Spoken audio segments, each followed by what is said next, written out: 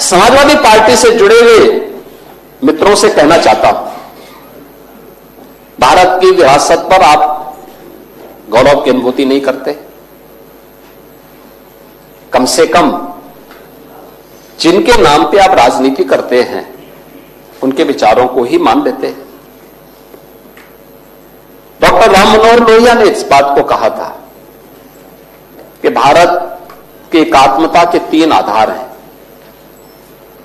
श्री राम, श्री कृष्ण और शिव शंकर, भगवान शिव। जब तक भारत की जनता इन 3 देव महापुरुषों के प्रति श्रद्धा का भाव रखेगी, तब तक भारत को भारत बने रहने से कोई रोक नहीं सकता। दुनिया की ताकत भारत का वाद नहीं सकता। डॉक्टर राम मनोहर लोहिया प्रखर समाजवादी थे। वे हमारी विचारधारा से जुड़े हुए नहीं थे, हां कांग्रेस के विरोधी थे, अपने मुद्दों पर लड़ते थे। आज समाजवादी पार्टी डॉक्टर लोहिया के विचारों से कितनी दूर भाग चुकी है।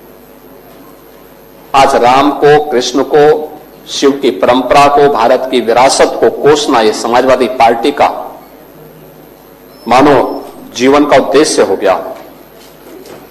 और दुर्भाग्य है कि उन्होंने आदर्श किसको माना है? यानी औरंगजेब को। औरंगजेब को ये लोग अपना आदर्श मान रहे हैं।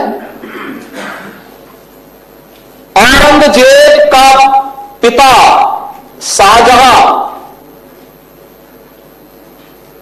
अपनी जीवनी में लिखता है, अपनी आत्मकथा में लिखता है कि खुदा करे कि ऐसा कमबख्त किसी को पैदा न हो। उसने आगरा के किले में अपने बाप को कैद करके रखा, एक एक बूंद पानी के लिए तरसाया। और अगर इनको औरंगजेब पर गौरव की अनुभूति होती है तो ये लोग कम से कम पटना की खुदा बख्त लाइब्रेरी में जाकर के एक बार शाहजहां की ही जीवनी को पढ़ लें, देख लें, उसकी पीड़ा को देखें। हां, जिनका आचरण औरंगजेब जैसा है वे लोग औरंगजेब पर गौरव की अनुभूति करें, लेकिन भारत को कम से कम इस पर न करें। और समाजवादी पार्टी को इसका जवाब देना चाहिए। भारत की आस्था पर प्रहार करने वाला दुर्दांत, धर्मांत, क्रूर शासक, उसको समाजवादी पार्टी आदर्श मानती है। जो भारत को रोकने के लिए आया था, जजिया कर लगा रहा था, भारत का इस्लामीकरण कर रहा था, कोई सभ्य मुसलमान भी अपने पुत्र का नाम औरंगजेब नहीं रखता, क्योंकि इसे मालूम है यथा नाम तथा काम। अगर ऐसा नाम रखेंगे तो फिर एक एक बूंद पानी के लिए तरसना पड़ेगा। और शाहजहां ने भी अपनी जीवनी में लिखा है, उन्होंने कहा है कि औरंगजेब को कोसते हुए उसने लिखा कि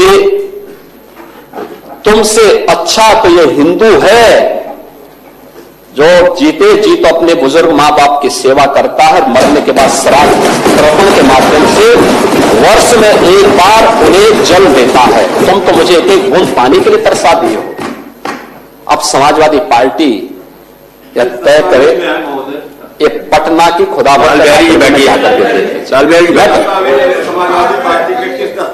ये समाजवादी पार्टी का नेता,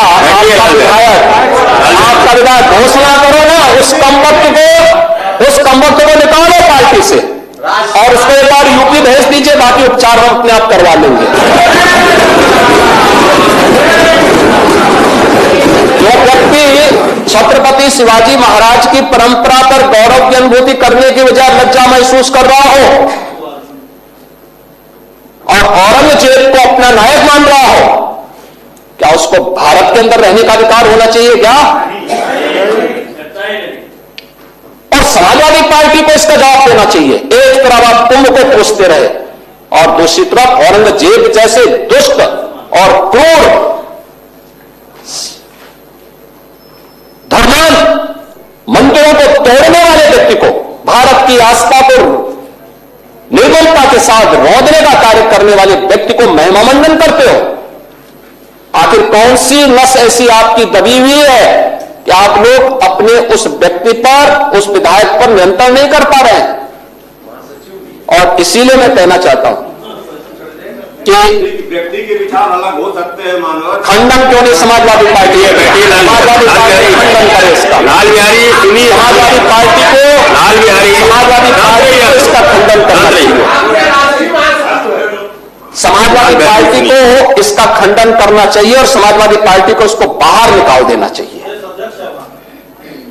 निकाल देना चाहिए बाहर, या यहां बुलवाइए सम्मेलन में। उत्तर प्रदेश तो ऐसे लोगों का उपचार करने में बहुत देरी नहीं करता है।